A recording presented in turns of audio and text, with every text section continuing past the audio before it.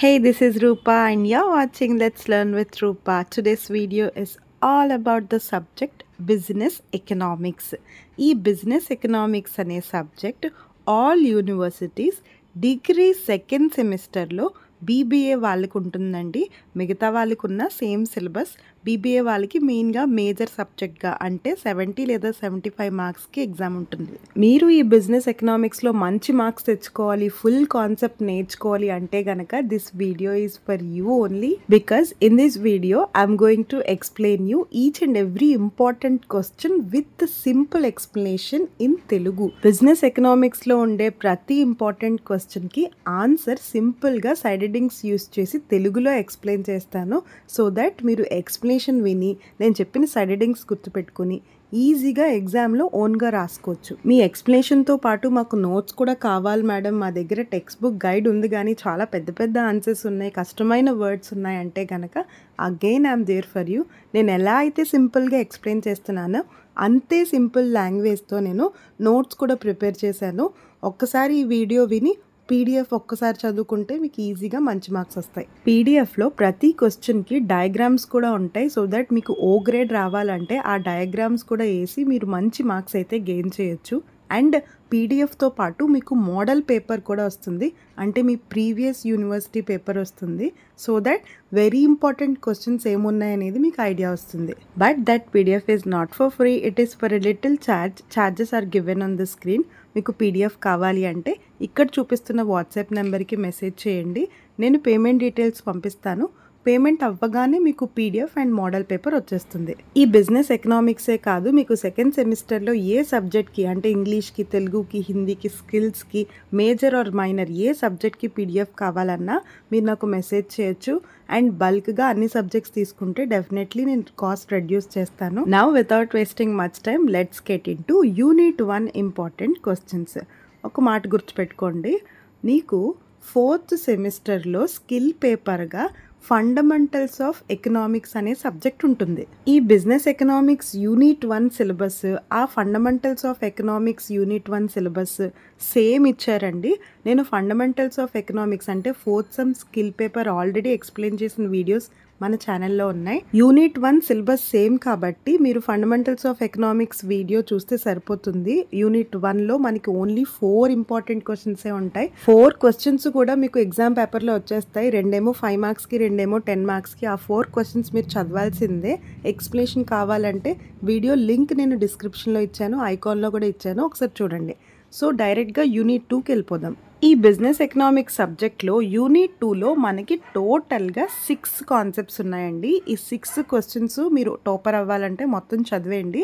But pass అయితే చాలు అనుకుంటే నేను ఓన్లీ 3 క్వశ్చన్స్ వెరీ ఇంపార్టెంట్ అని స్క్రీన్ మీద మార్క్ చేస్తాను, అవి మాత్రం మెయిన్గా చదవండి. బట్ 6 క్వశ్చన్స్ కూడా నేను ఎక్స్ప్లెయిన్ చేస్తున్నాను, వినడానికి ట్రై చేయండి. First question, what is the meaning of demand and explain determinants of demand. ఇక్కడ డిటర్మినెంట్స్ అన్న ఫ్యాక్టర్స్ అన్న ఒకటేనండి, గుర్తుపెట్టుకోండి. ఇక్కడ డిమాండ్ మీనింగ్ అడిగారు. డిమాండ్ అంటే ఏంటో మనందరికీ తెలుసు. ఒక కస్టమర్ ఒక ప్రొడక్ట్ కొనడానికి రెడీగా ఉన్నాడు, ఆ ప్రొడక్ట్ అతనికి కొనడానికి ఇష్టం ఉంది అంటే కనుక అదే డిమాండ్ అండి. సింపుల్గా చెప్పాలంటే demand refers to the desire, ability and willingness of consumers to purchase a product or service at a particular price and time. For example, నాకు కార్ కొనుక్కోవాలని కోరికగా ఉంది. దీని అర్థం ఆ కార్కి నా తరపున డిమాండ్ ఉంది అని కాదు. ఎప్పుడైతే నేను ఆ కార్ కొనుక్కోవడానికి రెడీగా డబ్బులతో ఉంటానో అప్పుడే ఆ కార్కి నా తరపు నుంచి డిమాండ్ ఉంది అని అర్థం. మీకు మంచి మార్క్స్ రావాలి అంటే నేను ఇక్కడ చూపిస్తున్న డయాగ్రామ్ వేయడానికి ట్రై చేయండి. ఇక్కడ క్లియర్గా కనిపిస్తుంది, desire plus want equals to demand. ఇప్పుడు డిమాండ్ డిటర్మినెంట్స్ చూద్దాం. డిటర్మినెంట్స్ అన్న ఫ్యాక్టర్స్ అన్న ఏంటంటే, ఒక ప్రోడక్ట్కి డిమాండ్ దేని మీద ఆధారపడి ఉంటుంది. ఈ ప్రోడక్ట్కి డిమాండే లేదు అని ఎప్పుడు చెప్తాం, లేదా ఈ ప్రోడక్ట్కి చాలా డిమాండ్ ఉంది అని ఎప్పుడు చెప్తాం. ఈ డిమాండ్ అనేది వేటి మీద ఆధారపడి ఉంటుంది అనేదే ఈ question. First one, price of the product. ఒక ప్రోడక్ట్ డిమాండ్ దాని ప్రైస్ మీద ఎక్కువ ఆధారపడి ఉంటుంది. ప్రైస్ ఎక్కువ ఉందనుకోండి, డిమాండ్ తక్కువ ఉంటుంది. అదే ఆ ప్రోడక్ట్ ప్రైస్ చాలా తక్కువ అనుకోండి, చాలామంది కొనడానికి రెడీ అయిపోతారు. సో ప్రైస్ బట్టి డిమాండ్ డిపెండ్ అయి ఉంటుంది. Second one income of consumers. ఇందాక చెప్పినట్టు ఆ ప్రొడక్ట్ నాకు కొనడానికి ఇష్టం ఉంది కానీ నా దగ్గర డబ్బులు లేవు. సో ఆ ప్రొడక్ట్ డిమాండ్ నా ఇన్కమ్ మీద డిపెండ్ అయి ఉంటుంది. సో దీన్నే ఇన్కమ్ ఆఫ్ కన్జ్యూమర్స్ అంటాం. Third one taste and preferences. అంటే ఒక product demand customer taste and preference మీద మెయిన్గా ఆధారపడి ఉంటుంది. ఫర్ ఎగ్జాంపుల్, నాకు కార్ కొనుక్కోవడానికి డబ్బులు ఉన్నాయి అండ్ కార్ ప్రైస్ కూడా తక్కువగానే ఉంది, బట్ నాకు కార్ కొనడం ఇష్టం లేదు. సో ఇక్కడ నా టేస్ట్ మీద ఆ కార్ డిమాండ్ డిపెండ్ అయి ఉందన్నమాట. Fourth determinant prices of related goods. ఇక్కడ రిలేటెడ్ గూడ్స్ అంటే రెండు వస్తాయండి, substitute goods, complementary goods. Substitute goods అంటే సిమిలర్ గూడ్స్. ఒక ప్రోడక్ట్ ప్రైస్ చాలా ఎక్కువ ఉందనుకోండి, దానికి సిమిలర్ ప్రొడక్ట్స్ ఏమున్నాయో చూసుకుని అవి కొనుక్కుంటాం. For example, tea powder cost చాలా ఎక్కువ ఉంది, మనం కొనలేకపోతున్నాం అనుకోండి, కాఫీకి షిఫ్ట్ అయిపోతాం. సో దీన్ని సబ్స్టిట్యూట్ గూడ్స్ అంటాం. సబ్స్టిట్యూట్ గూడ్స్ ప్రైస్ మీద కూడా ఒక ప్రొడక్ట్ డిమాండ్ అనేది డిపెండ్ అయి ఉంటుంది. నెక్స్ట్ కాంప్లిమెంటరీ గూడ్స్ అంటే ఏవైతే కలిపి కొనుక్కుంటామో అవి కాంప్లిమెంటరీ గూడ్స్. అంటే ఈ రెండిట్లో ఏ ప్రోడక్ట్ ప్రైస్ ఎక్కువైనా ఇంకో ప్రోడక్ట్ డిమాండ్ తగ్గిపోద్ది అనమాట. ఫర్ ఎగ్జాంపుల్, మనం బైక్ కొనుక్కోవాలనుకున్నాం, బైక్ ప్రైస్ మనకి నచ్చింది, బట్ మనం బైక్తో పాటు రోజు ఏం కొనాలి, పెట్రోల్ ఆర్ డీజిల్ కొనుక్కోవాలి. నేనేం చేశాను, పెట్రోల్ డీజిల్ కాస్ట్ ఎక్కువ ఉంది కదా అని చెప్పేసి బైక్ మానేసి ఎలక్ట్రిక్ బైక్ తీసుకున్నాను. సో ఒక ప్రొడక్ట్ డిమాండ్ అనేది కాంప్లిమెంటరీ ప్రొడక్ట్స్ మీద కూడా డిపెండ్ అయి ఉంటుంది. ఫిఫ్త్ వన్ పాపులేషన్ లేదా number of consumers in the market అంటాం. కొంతమంది చూడండి, కొనుక్కున్న వాళ్ళు ఎక్కువైపోయారు అనుకోండి, ప్రైస్ అమాంతం పెంచేస్తారు. ఎవరు కొనుక్కోవట్లేదు అనుకోండి, డిస్కౌంట్లో అమ్మేస్తారు. సో నెంబర్ ఆఫ్ కన్జ్యూమర్స్ బట్టి కూడా ఒక ప్రొడక్ట్ డిమాండ్ అనేది డిపెండ్ అయి ఉంటుందన్నమాట. సో మీకు నేను 6 డిటర్మినెంట్స్ చెప్పాను. 10 మార్క్స్కి అడిగినప్పుడు మీనింగ్ కొంచెం ఎక్కువ రాసి ఈ 6 పాయింట్స్ కూడా బ్రీఫ్గా ఎక్స్ప్లెయిన్ చేయండి. Next explain demand function. ఈ డిమాండ్ ఫంక్షన్కి మీరు సెపరేట్గా ఇంకో ఆన్సర్ చదవాల్సిన అవసరం లేదండి.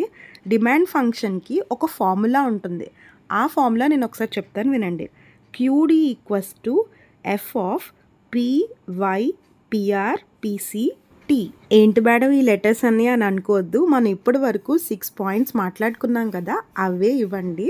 సో డిమాండ్ ఫంక్షన్ అంటే ఏం లేదండి, డిమాండ్కి డిమాండ్ డిటర్మినెంట్స్కి ఉన్న రిలేషన్నే మనం ఇక్కడ డిమాండ్ ఫంక్షన్ అంటాము. సో డిమాండ్ ఫంక్షన్ అని అడిగినప్పుడు ఆబ్వియస్లీ డిమాండ్ మీనింగ్ రాస్తారు, డిమాండ్ ఫంక్షన్ మీనింగ్ రాస్తారు, నేను ఇందాక చెప్పిన ఫార్ములా రాస్తారు, ఆ 6 పాయింట్స్ ఎక్స్ప్లెయిన్ చేస్తారు. సో ఈ క్వశ్చన్కి ఆన్సర్ చదవాల్సిన అవసరం లేదు కాబట్టి నేను ఇది కౌంట్ చేయట్లేదు. Second question, explain law of demand. Very important for 10 marks. మీకు సింపుల్గా ఎక్స్ప్లెయిన్ చేస్తాను, వినండి. లా ఆఫ్ డిమాండ్లో ఏం చెప్తున్నారు అంటే, ఒక ప్రోడక్ట్ ప్రైస్ పెరిగితే ఆ ప్రోడక్ట్ డిమాండ్ తగ్గిపోద్ది, అండ్ ఆ ప్రోడక్ట్ ప్రైస్ తగ్గితే ఆ ప్రోడక్ట్ డిమాండ్ పెరిగిపోద్ది. So product price, product demand ఎప్పుడు ఆపోజిట్లో ఉంటాయి అనేదే ఈ లా ఆఫ్ డిమాండ్లో చెప్తున్నారు. నేను ఇక్కడ ఒక టేబుల్ చెప్తున్నాను చూడండి. ప్రైస్ ఏమో 5 రూపీస్ ఉన్నప్పుడు రోజుకి 100 యూనిట్సే అమ్మేవారు. ప్రైస్ 4 రూపీస్కి తగ్గిస్తే రోజుకి 200 యూనిట్స్ అమ్మేవారు. సో ఇలా ప్రైస్ తగ్గించినప్పటికీ జనాలు కూడా ఎక్కువ కొనడానికి వచ్చేవారంట. సో దీన్నే డిమాండ్ స్కెడ్యూల్ అంటాము. లా ఆఫ్ డిమాండ్లో ఈ టేబుల్ వేయాలి, అండ్ నెక్స్ట్ నేను ఇక్కడ చూపిస్తున్న డయాగ్రామ్ కంపల్సరీ వేయాలి. ఏం లేదండి, ఈ టేబుల్నే మనం వై యాక్సిస్లో ప్రైస్, ఎక్స్ యాక్సిస్లో డిమాండ్ చూపించాము. సో టేబుల్ బట్టి గ్రాఫ్ వేసుకుంటే మనకి ఇలా డౌన్వర్డ్ గ్రాఫ్ వస్తుంది. 10 మార్క్స్కి అడుగుతారు కాబట్టి లా ఆఫ్ డిమాండ్ ఫీచర్స్ కూడా నేర్చుకుందాం. First one, inverse relationship. ఇందాక నేను చెప్పినట్టు ప్రైస్ పెరిగితే డిమాండ్ తగ్గిపోద్ది, అంటే ఆపోజిట్ రిలేషన్ అనమాట. సెకండ్ వన్, కామన్ ఎగ్జాంపుల్, ఒక ఎగ్జాంపుల్ రాస్తారు.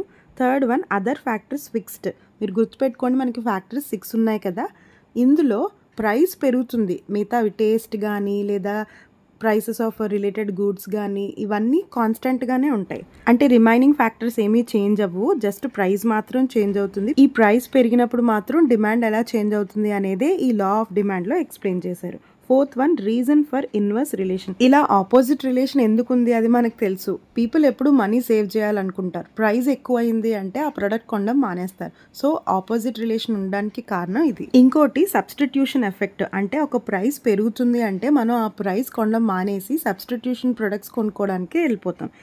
Next income effect. ఆబ్వియస్లీ ఒక ప్రొడక్ట్ ప్రైస్ తగ్గింది అంటే మనం ఎక్కువ కొనడానికి ట్రై చేస్తాం. సో దీన్నే ఇన్కమ్ ఎఫెక్ట్ అంటాం. Last one demand curve. Demand curve మీకు ఇందాక గ్రాఫ్లో చూపించాను కదండి. డిమాండ్ కర్వ్ ఎప్పుడు లెఫ్ట్ టు రైట్ ఉంటుంది, అంటే పైనుంచి కిందకి అంటే డౌన్వర్డ్లో వస్తుంది. ప్రైస్ పెరిగే కొద్దీ డిమాండ్ అనేది తగ్గిపోతూ వస్తుంది కాబట్టి మనకి demand curve downward left to right అని చెప్పాలి. సో లా ఆఫ్ డిమాండ్ 10 మార్క్స్కి అడిగినప్పుడు లా ఆఫ్ డిమాండ్ మీనింగ్ రాస్తారు, టేబుల్ వేస్తారు, గ్రాఫ్ వేస్తారు అండ్ ఈ ఫీచర్స్ కూడా ఎక్స్ప్లెయిన్ చేస్తారు. ఇంకోటి ఏంటంటే ఎక్స్ప్లెయిన్ డిమాండ్ కర్వ్ అని అడుగుతారు. అప్పుడు కూడా మీరు సేమ్ ఆన్సర్ రాసేయచ్చు. డిమాండ్ కర్వ్ మీనింగ్ ఇందాక చెప్పాను కదా, లెఫ్ట్ టు రైట్ డౌన్వర్డ్ అని, అది రాసి టేబుల్ వేసి డయాగ్రామ్ వేస్తారు, కొన్ని ఫీచర్స్ ఎక్స్ప్లెయిన్ చేస్తారు. సో డిమాండ్ కర్వ్ అని అడిగినా లా ఆఫ్ డిమాండ్ అడిగినా సేమ్ ఆన్సర్ రాసేయండి సరిపోతుంది. Third question, what are the exceptions to the law of demand. మీకు లా ఆఫ్ డిమాండ్ చెప్పాను కదండి, ప్రైస్ పెరిగితే డిమాండ్ తగ్గిపోవాలి. బట్ కొన్ని సందర్భాల్లో ప్రైస్ ఎక్కువైనప్పటికీ నాకు ఆ ప్రోడక్టే కావాలి అని మనం కొనుక్కుంటాం. సో అలాంటి ఎక్సెప్షన్స్ ఏమున్నాయి లా ఆఫ్ డిమాండ్కి అనేదే ఈ question. First exception Giffen goods. Giffen goods అంటే low quality goods. Poor people low quality గూడ్సే కొనుక్కోవాలనుకుంటారు. ఫర్ ఎగ్జాంపుల్ వాళ్ళ daily needs bread, butter, rice ఇవి కొనుక్కుంటారు. సడన్గా వీట్ ప్రైస్ పెరిగిపోయినా వాళ్ళు వీటే కొనుక్కుంటారు కానీ వేరే ప్రోడక్ట్కి షిఫ్ట్ అవ్వరు. ఎందుకంటే వాళ్ళకి వీటే అవసరం కాబట్టి, ఇంకా ఏ ప్రోడక్ట్ వాళ్ళు కొనలేరు కాబట్టి. సో దీన్నే గిఫ్ అండ్ గూడ్స్ అంటాం. Second one Veblen goods. Veblen goods అంటే ప్రెస్టేజ్ గూడ్స్ అనమాట. ఒక ప్రోడక్ట్ ప్రైస్ ఎక్కువైనప్పటికీ ప్రెస్టేజ్ కోసం, స్టేటస్ కోసం మనం ఆ ప్రోడక్ట్ కొనుక్కుంటాం. సో ఇక్కడ కూడా లా ఆఫ్ డిమాండ్ వర్క్ అవ్వదు. నెక్స్ట్ నెసెసిటీస్ అంటే ఎసెన్షియల్ గూడ్స్ అంటే నిత్యావసర వస్తువులు. నిత్యావసర వస్తువులు కాస్ట్ పెరిగిపోయినా మనం అవి కొనుక్కోకుండా ఉండలేం కాబట్టి ప్రైస్ పెరిగినప్పటికీ మనం కొనుక్కుంటాం. లైక్ సాల్ట్ కానీ, మెడిసిన్ కానీ, ఎలక్ట్రిసిటీ కానీ, ఇవి ప్రైస్ పెరిగినప్పటికీ మనం దాని మీద ఆధారపడతాం కాబట్టి డిమాండ్ అయితే తగ్గదు. Next future price expectations. Price ఎక్కువ ఉన్నప్పటికీ ఫ్యూచర్లో ఇంకా పెరిగిపోద్దేమో అని మనం ఆ ప్రోడక్ట్ కొంటూనే ఉంటాం. ఫర్ ఎగ్జాంపుల్ ఇప్పుడు గోల్డ్ రేట్ చాలా ఎక్కువ ఉంది, అయినా జనాలు గోల్డ్ కొనడం మానరు. బికాస్ ఫ్యూచర్లో ఇంకా ఎక్కువైపోద్ది కాబట్టి కొంటూనే ఉంటారు. Last one rare and artistic goods. Artistic goods అంటే తెలుసు కదండి, పెయింటింగ్స్ కానీ, యాంటిక్ పీసెస్ కానీ, ఇవి చాలా కాస్ట్ ఎక్కువ ఉంటాయి. బట్ వాటికి డిమాండ్ కూడా అలానే ఉంటుంది. ప్రైస్ ఎక్కువ అని చెప్పేసి అవి కొనడం మానరు. సో ఇవన్నీ లా ఆఫ్ డిమాండ్కి ఎక్సెప్షన్స్ అనమాట. 5 మార్క్స్కి ఇస్తారు. సో ఈ 5 పాయింట్స్ గుర్తుపెట్టుకోండి. Fourth question, explain elasticity of demand. దీన్నే టైప్స్ ఆఫ్ ఎలాస్టిసిటీ అని కూడా అడుగుతారు. ఎలాస్టిసిటీ అంటే degree of change in the quantity demanded of a product when there is a change in its price or income or price of related goods. దీని meaning ఏంటంటే product ప్రైస్లో కానీ, consumer ఇన్కమ్లో కానీ, లేదా రిలేటెడ్ ప్రొడక్ట్స్ ప్రైస్లో కానీ ఏమైనా చేంజెస్ వస్తే ఆ ప్రొడక్ట్ డిమాండ్ చేంజ్ అవుతుంది. సో ఆ చేంజ్ని మనం క్యాలిక్యులేట్ చేసుకుంటే దాన్నే ఎలాస్టిసిటీ ఆఫ్ డిమాండ్ అంటాం. అంటే రిమైనింగ్ ఫ్యాక్టర్స్లో ఎంత చేంజ్ రావడం వల్ల ఆ ప్రొడక్ట్ డిమాండ్లో ఎంత చేంజ్ వస్తుంది అనేదే ఎలాస్టిసిటీ అంటే. మనకి ఎలాస్టిసిటీలో మెయిన్గా 3 టైప్స్ ఉంటాయి. Price elasticity, income elasticity, cross price elasticity. మూడిటి గురించి ఎక్స్ప్లెయిన్ చేస్తాను, వినండి. First price elasticity of demand చూద్దాం. దీన్ని పిఈడి అంటాము. ఇందాక చెప్పినట్టు ఒక ప్రోడక్ట్ ప్రైస్ చేంజ్ అవడం వల్ల ఆ ప్రోడక్ట్ డిమాండ్లో ఎంత చేంజ్ వస్తుంది అని మనం క్యాలిక్యులేట్ చేస్తే దాన్నే ప్రైస్ ఎలాస్టిసిటీ అంటాము. దీని formula percentage change in quantity demanded by percentage change in price. ఇలా నేను 3 టైప్స్ ఆఫ్ ఎలాస్టిసిటీకి ఫార్ములా, ఎగ్జాంపుల్, గ్రాఫ్ కూడా చూపిస్తున్నాను, జాగ్రత్తగా చూడండి. Second one income elasticity of demand, YED అంటాం. అంటే కన్జ్యూమర్ ఇన్కమ్లో చేంజెస్ రావడం వల్ల ప్రొడక్ట్స్లో డిమాండ్ కూడా చేంజ్ అవుతుంది. ఫర్ ఎగ్జాంపుల్, నాకు ఈ మంత్ ఇన్కమ్ చాలా తక్కువ వచ్చింది. సో నేను ఎప్పుడూ కొనే ప్రోడక్ట్ కొనడం మానేశాను. సో నా ఇన్కంలో చేంజెస్ రావడం వల్ల ప్రోడక్ట్ డిమాండ్ తగ్గిపోయింది. సో దీన్నే ఇన్కమ్ ఎలాస్టిసిటీ అంటాం. Formula percentage change in quantity demanded by percentage change in income. దీనికి కూడా గ్రాఫ్ చూపిస్తున్నాను. ఏం లేదండి, ఎక్స్ యాక్సిస్లో క్వాంటిటీ డిమాండెడ్ ఉంటుంది, వై యాక్సిస్లో మనం ఏదైతే టైప్ మాట్లాడుకుంటున్నామో అది ఉంటుంది. ఫర్ ఎగ్జాంపుల్ ఇందాక ప్రైస్ ఉంది వై యాక్సిస్లో, ఇప్పుడు ఇన్కమ్ ఉంది. Third one cross elasticity of demand. ఇక్కడ క్రాస్ ఎలాస్టిసిటీ అంటే వేరే గూడ్స్ యొక్క ప్రైజెస్లో చేంజెస్ రావడం వల్ల ఒక ప్రోడక్ట్ డిమాండ్లో చేంజెస్ వస్తాయి. For example coffee powder cost చాలా తక్కువైపోయింది అనుకోండి, నేను టీ మానేసి ఏం చేస్తాను, రోజు కాఫీయే తాగుతాను. సో కాఫీ ప్రైస్లో చేంజెస్ రావడం వల్ల టీ డిమాండ్ పడిపోయింది అనమాట. సో దీన్నే మనం క్రాస్ ఎలాస్టిసిటీ ఆఫ్ డిమాండ్ అంటాం. Formula percentage change in demand for good A by percentage change in price of good B. B అంటే ఇక్కడ కాఫీ, ఏ అంటే టీ. బిలో చేంజ్ రావడం వల్ల ఏ ప్రోడక్ట్ అంటే టీ ప్రోడక్ట్ డిమాండ్ తగ్గిపోయిందనమాట. దీనికి కూడా గ్రాఫ్ చూపిస్తున్నాను. మీరు ఈ 3 గ్రాఫ్స్ నేర్చుకోండి, 3 ఫార్ములాస్ నేర్చుకోండి. ఎలాస్టిసిటీ అని కానీ టైప్స్ ఆఫ్ ఎలాస్టిసిటీ కానీ అడిగినప్పుడు ఈ 3 పాయింట్స్ గురించి ఎక్స్ప్లెయిన్ చేసి ఆ డయాగ్రామ్స్, ఆ ఫార్ములాస్ వేస్తే మంచి మార్క్స్ వస్తాయి. Last question, what are the measures for measurement of price elasticity of demand? ఇందాక మీకు ప్రైస్ ఎలాస్టిసిటీ అంటే ఏంటో చెప్పాను. ప్రైస్ ఎలాస్టిసిటీని మెజర్ చేయడానికి అంటే క్యాలిక్యులేట్ చేయడానికి కొన్ని మెథడ్స్ ఉన్నాయి. అవి ఏంటో రాయాలి.